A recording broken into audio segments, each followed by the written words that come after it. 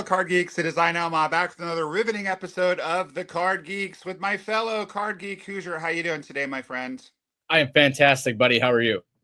I am always happy to be talking about baseball cards with you, and I just want to thank all of you who are watching for supporting our channel. Make sure to subscribe to us at Card Geeks and pop that like button. It really helps the channel to grow. Today we have a controversial episode for all of you because we have the five, in our opinion, most underrated rookies out there.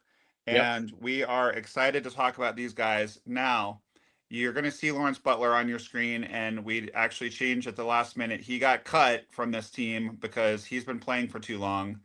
And Hunter Goodman, depending on how you count him, is either a rookie or not a rookie, but I believe he still technically qualifies as a rookie, but he got a lot of at-bats last year.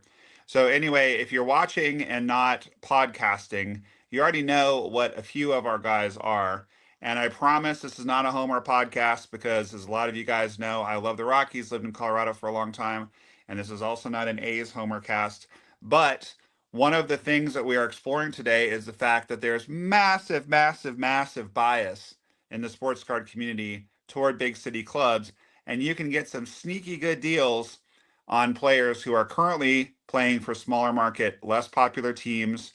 And then as their careers go on and they enter free agency and presumably those small market teams can't keep them, Right. you're going to have some smoking hot rookie cards on your hands. Kyle Tucker, anybody. Very good recent example. So Yep. I'm excited to talk about this with you.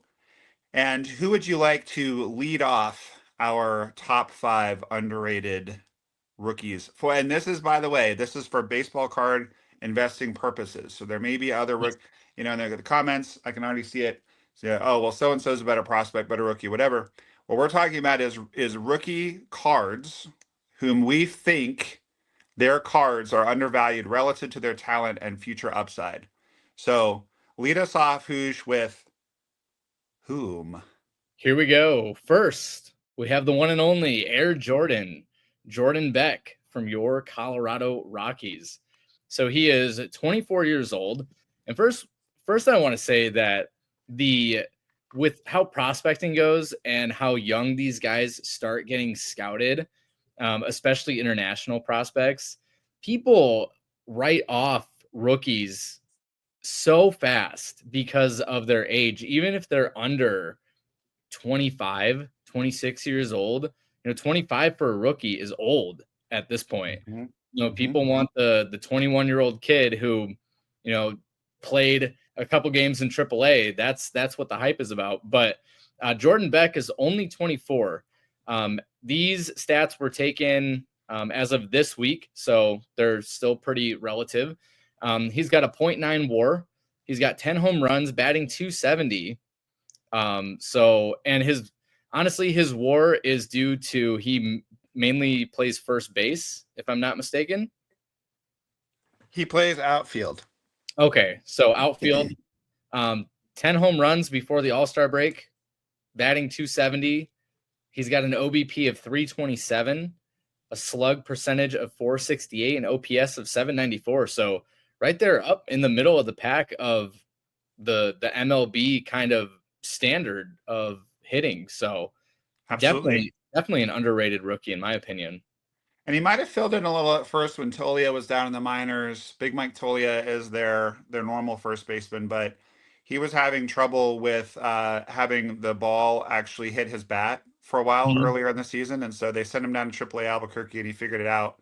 And now he's back and he's forgotten again. Something about the thin air in Denver makes it hard for Mike Tolia, who is someone that I really like. He's been very nice to me at spring training in the past.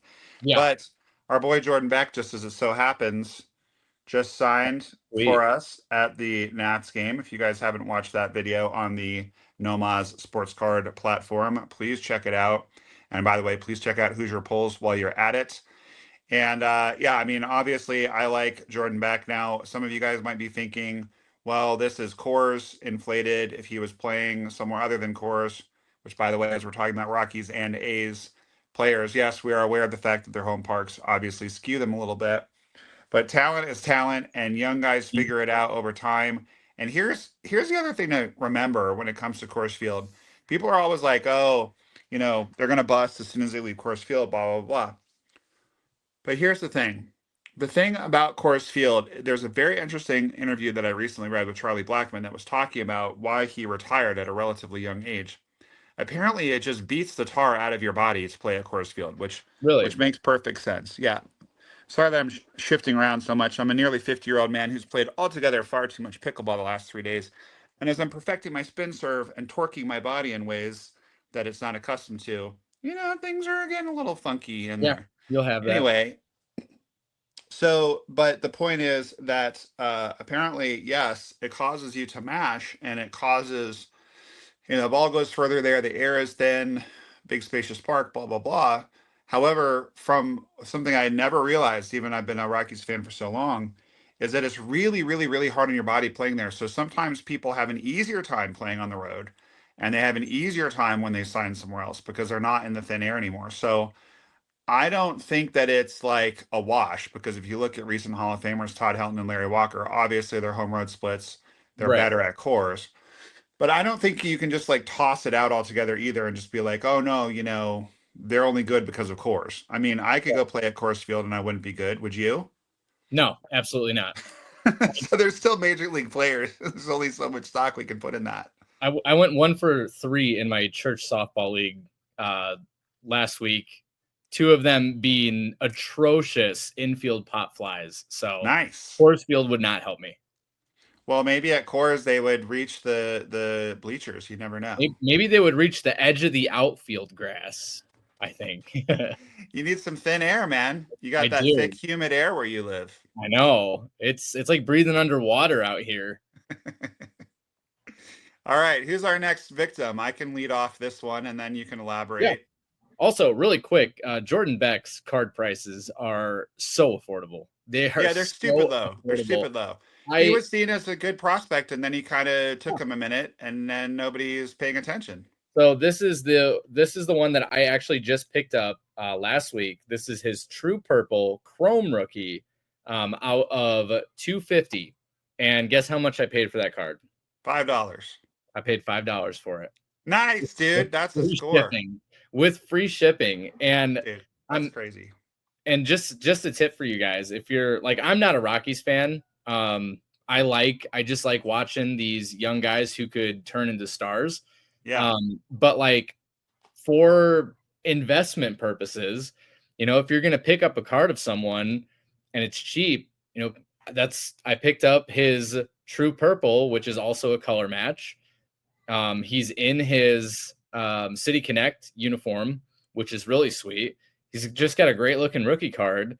And I just always think of those card pages that, show like the old sales and be like, oh, this card was purchased for $20 and they went off in the playoffs and now it's selling for, 200, 300 in a PSA 10. So, right.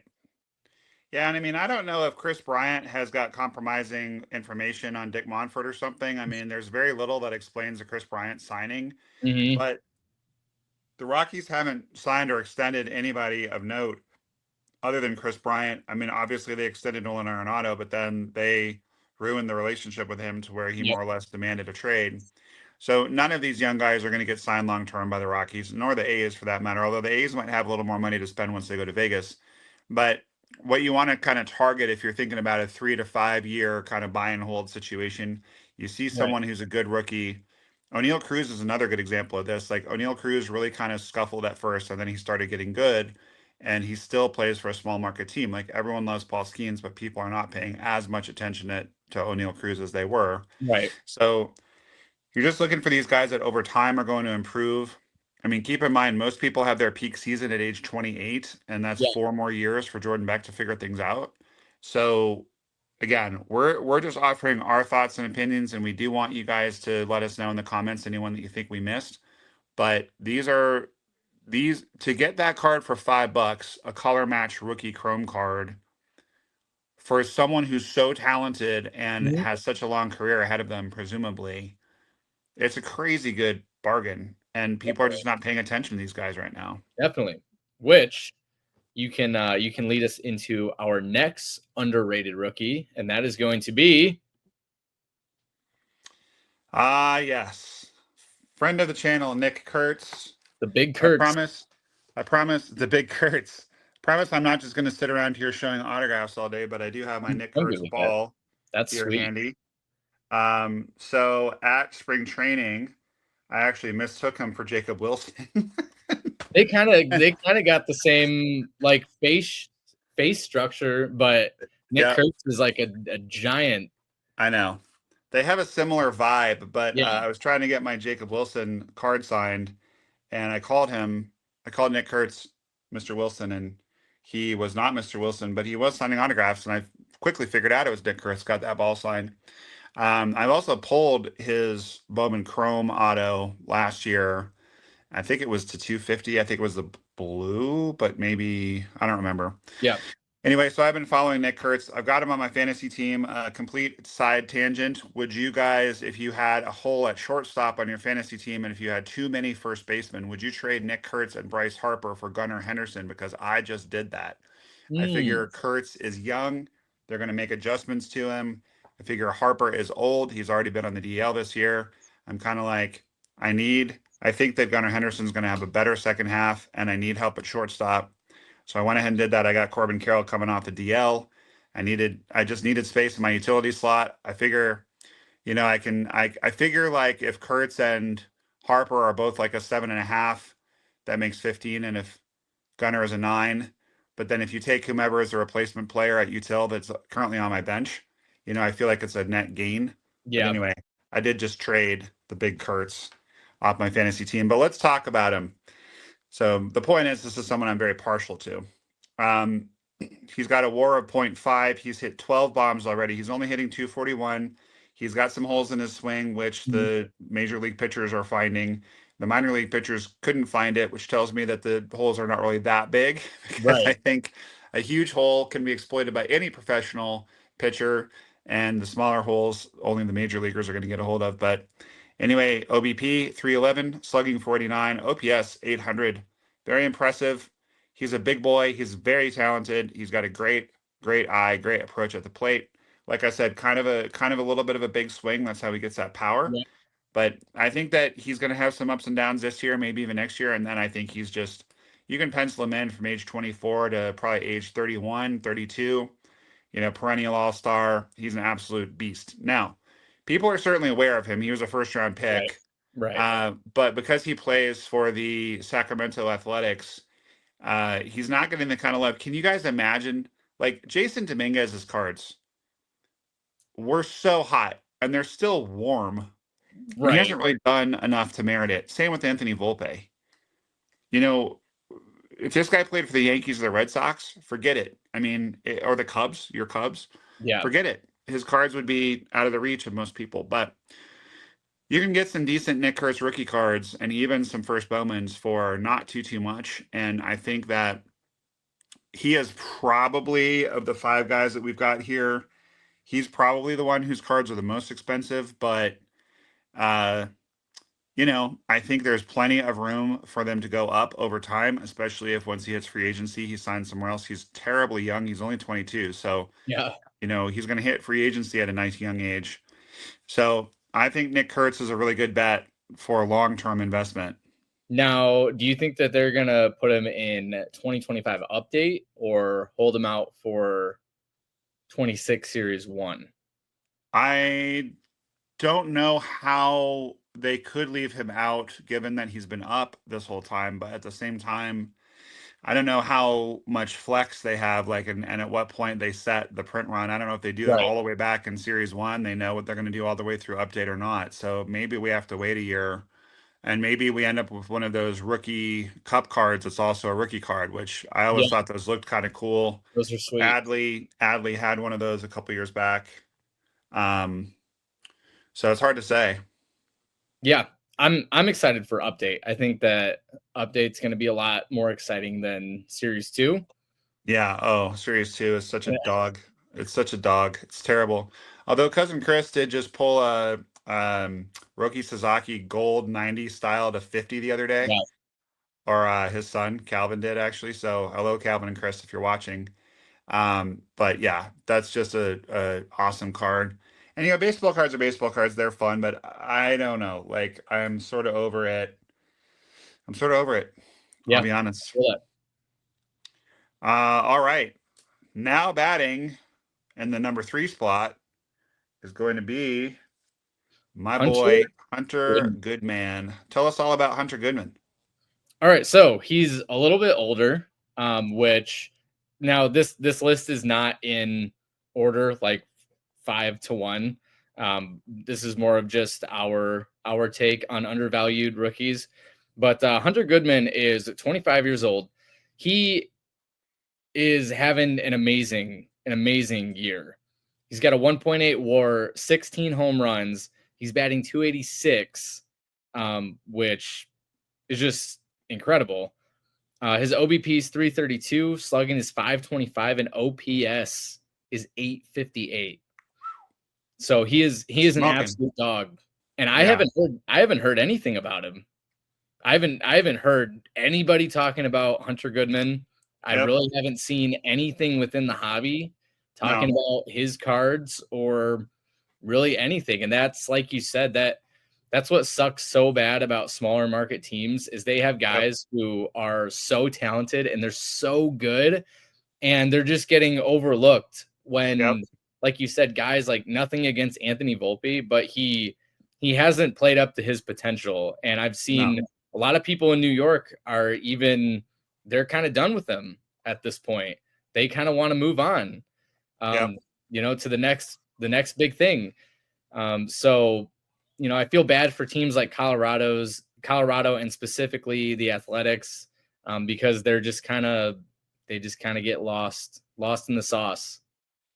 Absolutely. Well, and the Rockies are historically bad. So, interestingly, even though Chicago is a big market team, Chicago White Sox players right now are kind of underlooked as well because, Yeah. or overlooked, I should say. They're overlooked because the team is so bad, the owner is not invested, and why should they care?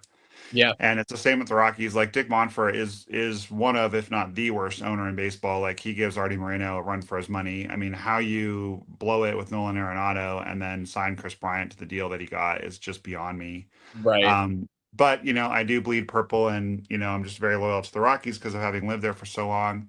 I had a friend who was an usher at the Rockies who let me sit. When they were in a big crowd, I could just sit right behind the dugout. And That's when I was awesome. in grad school and didn't have a lot of money and needed things to do that were fun, you get a $5 rock pile ticket and go sit right behind the dugout. I mean, who wouldn't want to do that? Yeah. Now he's another one. Interestingly, of course, his stats are better at home, but I have this little chestnut, which again, if you check out the That's video where sweet. I went to Big Five Sporting Goods and got 7 autographs at the park, you will see me get this ball when this mud was still fresh on it, and I was literally sitting on the outfield, and he came to bat, and I thought, oh, it's too bad we're not at Coors. I'd love to see Hunter park one, and then he next pitch just parked it right in the bullpen, and I had on my purple and I had on my gear and Yeah.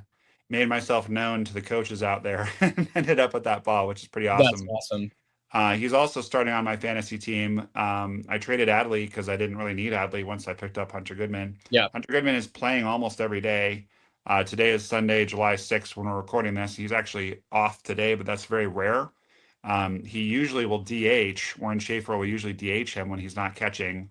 And, he's a good, hard contact hitter. Yeah. As you can see, nice high average as well as the home runs. I don't see any way that he's not the Rockies All-Star. I think Jordan Beck could make the All-Star team, but I mean, catcher with those kind of stats, how do you not make it? How do you not make it? Like, I think Yep. he's for sure going. He's for sure going. So he's someone, catchers obviously age a little faster than others, but if he can keep this up, and especially if he ends up on a big market team, which I hope he doesn't because I like him on my Rockies, but he is going to definitely be someone that you're going to want to have his cards. And I just got his um Topps Heritage Real One autograph card. Okay. So we'll play the game in reverse. Guess how much it costs? Real one On on card card Real One auto. for Hunter Goodman. I'm gonna say $40. Oh, no, no, no. 15. I'm gonna go way down. No way. Okay, $9. Less than you paid for your Jordan Beck purple. $4. $2 with shipping. Oh my goodness. $2 shipped. The on-card real one autograph rookie of Hunter Goodman. I'm gonna see. I'm gonna see really quick. That's a war crime. That That should is. not happen. That should not happen. And quick digression, guys, if you're looking for bargains, just put in the search on eBay. Just put in real one autograph. And then if you want to make it simpler, put minus, minors, minus, digital, whatever. Here's See, there he is. his rookie Independence Day. How much is that one going for? $30, best offer.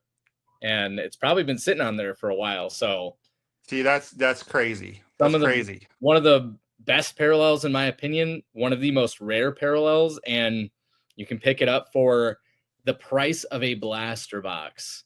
That's crazy. Yeah, because if you pulled that from a blaster, you'd be stoked.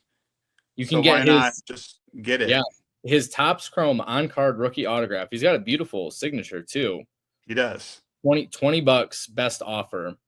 So again, there's another example of some amazing cards that you can get of really talented players with so much potential, and you don't have to break the bank.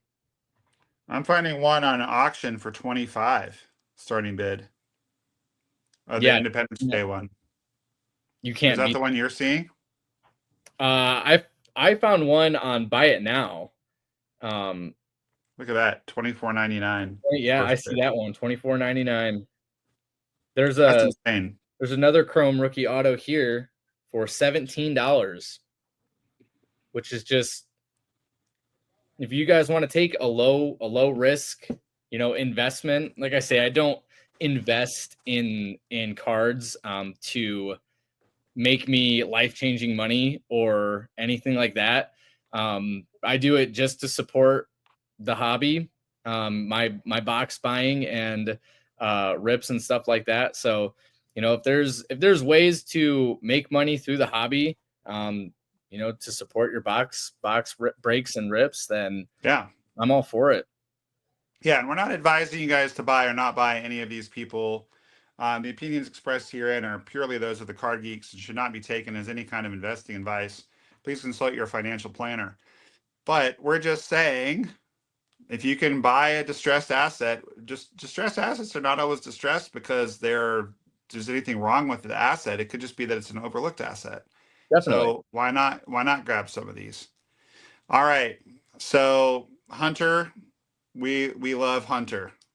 We do love Hunter. Now where's Hunter? No one's seen Hunter. No one knows where he is. Where's Hunter? Well, he's in Atlanta at the All-Star game. That's where he is. That's where Hunter is.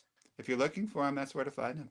Oh, now Nomah does a great impression, but we stay away from any political discourse in the comments. So the views expressed herein are those purely of the Card Geeks, and all I know is that he exists. I don't say that he's good or he's bad. I just know that he's there. And if you're looking for him, he'll be in Atlanta. Exactly. That's what I know. That's what I know. Now, speaking of controversy, these next two are very controversial picks. And I know that this may spark controversy in the comments. So please keep it civil, but we love hearing your reasoning and arguments as to why you agree or disagree. Now, be civil or be banned. That is the Card Geeks motto. Here we go with the upcoming movie coming out. Words. Super Cam. Can we just pause for a second and say I'm so excited about the James Gunn Superman movie. It's so awesome. I have tickets for opening night. My wife and I are going to see it opening night. We were out with our sister-in-law last night, and this came up, and my wife goes, Mrs. Nomah goes, Tim Gunn made a movie of Superman? Designers, make it work. No, it's not. Wrong gun. Yeah, it's gonna be awesome. I loved Superman when I was a kid. Christopher Reeve's Superman, I believe, came out when I was 3, if I remember correctly, and it was just I still remember when I got my Superman sheets and I ran around the house with using them Yeah, as a cape. So excited. So nice work on the graphics as always, my man. appreciate it. Why is this one controversial? It's controversial because of the city that he plays for, and we are not collectively over the events that led to the controversial, I believe it was 2017, right? Yes, When they won their 2017. tainted World Series. Hmm. So listen, obviously all of that is unacceptable. As a sidebar, all you Astros fans out there watching, I've got a really large lot of Astros cards with this local collector that I thought I was going to trade with. I put aside for our trade, and he has ghosted me. So if you guys need a lot of Astros cards, you let me know. I'd be happy to let them go for a reasonable return. But anyway, yeah, you know, what is past, and there, I don't think, are any vestiges of the trash can bros still on the team. Jordan is certainly not part of that. They got rid of Right. Bregman, who's now um, injured from my Yep. Red Sox and Right. was lighting it up prior to that. Correa's gone. Altuve is still there. Although there are some very interesting deep dives to do on YouTube about how involved Altuve was, and it has been widely reported that he was not very involved and that he found the whole thing pretty upsetting and would actually yell at them to not do it when he was up. So who the heck knows? I wasn't Yeah. there. I've been to Minute Maid Park once, and just to continue our show and tell, Tristan Casas threw me that ball. I was sitting Nice. above their dugout wearing my green David Ortiz Red Sox jersey. No big deal. But yeah, I mean, who cares at this point? I mean, it's still, they still have a bad rep. And Kyle Tucker's cards, as I mentioned, they've had a nice little bump because of him getting traded to the Cubs. Right.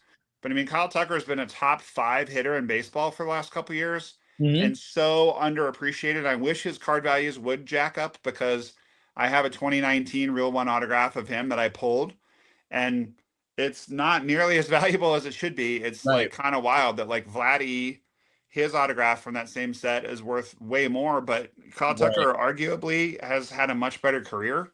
Anyway, the point is that a lot of people expected also Cam Smith to just light the world on fire this year, but as you can see, nice high average, got some pop. He's got a 2.4 WAR, which is crazy good. I think that's Yeah. because he plays quite a bit of third base and outfield. Good Mhm. defense. 7 dingers, not amazing. He's on a pace for about 15 home runs. Batting average of 285, and maybe 13, 14 home runs depending. But Right. he's also been much better than he was at the beginning of the year. On base percentage of 355, slug 430, OPS 785, all very respectable for, again, the fact that this kid is 22 years old. So if you think about it, like we're all Twitter pated about Hunter Goodman, who's in his first or second year, depending on how you count it. But he's 3 years older than this guy. And Right. again, similar to Nick Kurtz, if Cam Smith is not a perennial all-star by the time he's Hunter Goodman's age, I don't know what to tell you. Like, he's just awesome. And he has this short print in 2025 Series 2 that I think is going to end up being a very desirable card. Didn't you just buy that card? I did buy that card. And the reason behind why Cam Smith is on this list, because the 2022, it was series 2 short prints of Julio and Bobby. When those came out, now of course the Bobby is still very valuable. The Julio has dropped significantly. All of Mhm. Julio's cards have dropped significantly. But Julio's short print at that time, if you were to pull it during the release, it was selling for hundreds and hundreds of Oh yeah. dollars. Okay. And Cam Smith is, in my opinion, he's on a better career trajectory. I think he has Yep. more upside than Julio Rodriguez. And I Yeah. picked up his rookie short print for $50. And it's a super rare card. It's a great looking card. And actually, just in like the few days that I made this graphic, he now has a 2.5 WAR, and he's raised his batting average to 292. So he's showing that he's getting increasingly better as we move towards the All-Star break. And I don't see the hype around him like there was around Julio or Volpe, and he comes in and he immediately starts producing, and his card values haven't reflected it. I saw his Bowman first autograph, his Chrome first autograph where he's in his Cubbies uniform. That sold for $110 the other day, which That's wild. it's just wild to me. I think that he's super underrated. There is hype around him. Don't get me wrong. There's lots of excitement, but the hobby hasn't responded in the way that I think that they should have or expected them to. No, you're right. And I again, the hobby is so funny and fickle and weird. And big market teams, that matters. But Mm-hmm. another thing that matters, honestly, is just their name. Like, Yeah. what do we think about with 2022 Series 2, the short prints of whom? Julio, Torque, and Bobby. And there's something about the name Bobby, and there's something about J-Rod, and there's something about Torque, that's cool. It reminds me of that Netflix show. Did you ever see that Netflix show about Mark McGwire and Jose Canseco?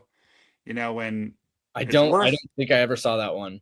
it's worth watching, and a few of you guys will get this, but basically Adam Sandberg, I think it was, and a couple other people did this like send up of Mark McGwire and Jose Canseco. And the main song was like, it has Jose Canseco coming in and goes, I'm Jose. And then Mark McGwire standing there goes, and I'm Mark. Right? It's very similar. Like Jose Canseco had the coolest freaking name, and that's one of the reasons why he was so popular. Right. And part of the problem for Cam Smith is that his name is really boring. And I'm not saying it's right or wrong or good or bad, but part of the problem is the team he plays for, and part of the problem is it's like, I'm Cam Smith. It's just like such a boring name. So, I think that J-Rod, that's a Mhm. cool name. Yeah. If J-Rod's name was Bob Smith and he was doing statistically what he's been doing the last few years, would he be this popular? I don't know. I mean, he plays with a lot of flair. He's got a great smile. He is very popular, Yeah. but it's J-Rod. It's not, it's like Kevin Durant, KD. Right. He's got a cool name. And then Mhm. he put him next to somebody named Cam Smith, and it's just kind of like, meh, you Yep. know. So I think that's part of the problem too. I think that if his name was, um, Octavius Delightful or something like that, maybe he'd be more popular. But Cam Yeah. Smith is just a I boring name. no, I agree. I agree. By the way, we're gonna build a composite player named Octavius Delightful, and we're gonna compile all his stats, and you can draw a picture of him because you're such an amazing Yeah. artist. Thanks. That, We're gonna make the My Career in the MLB The Show. yes, We'll play that'll be our next giveaway. Yeah. Octavius Delightful rookie cards, exclusive to the Card Geeks. All So right, so prepare yourselves, all of you card geeks, for a blood pressure spike because we're about to do something that's going to agitate you, and that is going to happen when we introduce our last player, and it is going to be presumptive rookie of the year and starting shortstop for the American League, Jacob Wilson. So first off, Lopes up. Got to represent our Grand Canyon University as an Arizona dweller. But you guys are going to be like, what are you guys crazy? How could you say Jacob Wilson? He is very popular. He is very talented. He's hitting 339. I don't know that he's going to be able to wrestle the batting crown away from Aaron Judge, but that's very impressive as a rookie. He's got some pop with the 9 ding dongs. He's only 23, but we think that there's room for growth here. And again, if this guy was playing for the Chicago Cubs, Los Angeles Dodgers, Boston Red Sox, New York Yankees, this kid's cards would be through the freaking roof. And while they are popular, and while I'm pretty darn happy to have a signed IP signed Golden Mirror variant of his that I pulled, it's still there's growth potential. There just is. And I'm still angry. I'm still angry that Jacob Wilson is not on the cover of 2025 Topps Chrome. That's insane. This man, and that's the bias. That's the bias towards big market teams, right? Listen, nothing against Sasaki, okay? But the dude hasn't done anything. He hasn't done anything. He's out for presumably the rest of the year. And, you know, he's an amazing player. You know, he's a great pitcher. Has he showed what he can do in the big leagues? Not yet. You know, he got rocked pretty good in quite a few of his few outings that, you know, he made. And then he makes the cover of 2025 Topps Chrome while you have a rookie who's batting 339. And just like someone like Luis Ariz, I think that people they don't care about guys who are really solid, productive contact hitters. They want, 30-30 season from a rookie. They want a 40-40 season from a rookie. Yep. You know, he could have as many hits and have the highest batting average, but you know, if he doesn't hit a lot of home runs, it seems like people don't really care. Well, that's exactly right. And it reminds me of going back to the Jose Canseco reference. You know, I'm a bit older than you, but when I was a kid, I remember seeing this interview with Jose Canseco where he said, people would rather watch me go 0 for 4 with 4 strikeouts and then hit the game winning home run than they would see Wade Boggs go 5 for 5 with 5 singles. And he is absolutely right. I mean, he's absolutely right. That was why he was so popular back in the day. And, you know, home runs are what get the babes, home runs are what get the bucks, and home runs are what drives up your card prices. Yeah. But I think Jacob Wilson's going to be a perennial all-star. I do not think this is by any stretch his first and only appearance. Look out for those Las Vegas A's, man. I mean, in a couple years, Curtz and Wilson really hit their stride. You know, Soda Pop has finally figured things out. He's having an amazing year too. I wouldn't be surprised if Tyler Soderstrom hits the All-Star team this year. Yeah. And as of the recording of this video, they're going to be announced tonight, the rest of the All-Star rosters. So we've got the starters, but not the rest of the rosters. So, you know, before you start yelling and throwing gummy bears at your screen, we're going to know more tonight, but we're recording this yesterday. Right. But, you know, the point is that there is room for growth here. And again, I still see him as a distressed asset because he is not, well, let me rephrase that actually. That's actually not true. One could argue that Anthony Volpe is a distressed asset because he's an asset that was overvalued and there's been a market correction and now maybe it's corrected a little too far. When you look at his talent and the fact that he plays for a large market team, he could still go up. Wilson is not actually a distressed asset. He's an undervalued asset. And so the difference being, it's not that he had value that he's lost and you want to capitalize on that. It's that he's just not got the value that he should right now. Right. And so obviously his card prices have gone up this year as he's been playing well, but we think that it's going to go up even more. And that's why he made this list, controversial though it may be. Those of you listening at home, OBP right now, 380, slug 473, OPS 853. But we think that there's a lot of growth potential here. And a very little known fact, did you know that like Bobby Witt Jr., another hot, young American League shortstop, he is also the son of a former major leaguer. Really? Yep. He's just not named a junior, so most people don't know it. I believe it was Jack Wilson. Okay. Who played for the Pirates for a long time. So if his name was, and you know, here's another really weird bias. So weird. Fernando Tatis Jr., Bobby Witt Jr., Ronald Acuna Jr., Vladimir Guerrero Jr. What do all these guys have in common? There's something about having a junior at the end of your name. Cam Smith Jr. would actually be more popular than Cam Smith. Yeah. So if his name was Jack Wilson Jr., Jack Wilson Jr.'s got such a great ring to it. Jacob Wilson's cards would be higher if he was called Jack Wilson Jr. But he's just boring old Jacob Wilson playing for the boring old Sacramento Athletics, you know, sweating to the tune of 100 degrees playing in a minor league stadium all summer. Yeah. So, yes, he's the starting shortstop. Yes, he beat Bobby Witt Jr. Yes, we get all that. But we still think there's room for growth. If you buy Bobby Witt Jr. cards right now, they're probably going to just continue to slowly go up over time.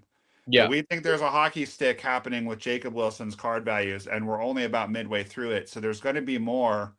And so if you're looking to invest, you know, grab the train and ride it because Jacob Wilson is amazing. Definitely. I think you hit the nail right on the head there, buddy. Nice. Well, that's going to do it for us here at the Card Geeks. We want to really thank all of you guys for watching. We really, really appreciate it.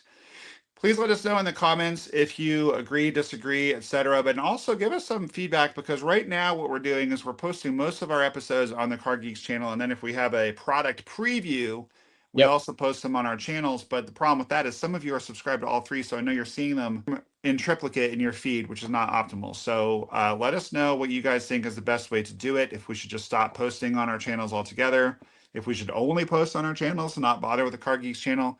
We're kind of figuring out as we go. I reached out to a friend of the channel, Jeff Wilson, but he has not had a chance to respond. I know he's very, very busy. I hope we can ask Scotty B at the National how he did it. Just building the audience for the new channel when you have a chat show. But anyway, we really appreciate you guys watching, and make sure to tune in next time. Anything to add, Mr. Hoosier, before we go? No, I appreciate all you guys. Let us know what you think of our lists in the comments. If you want to come after us with torches and pitchforks, I'm ready to defend my position.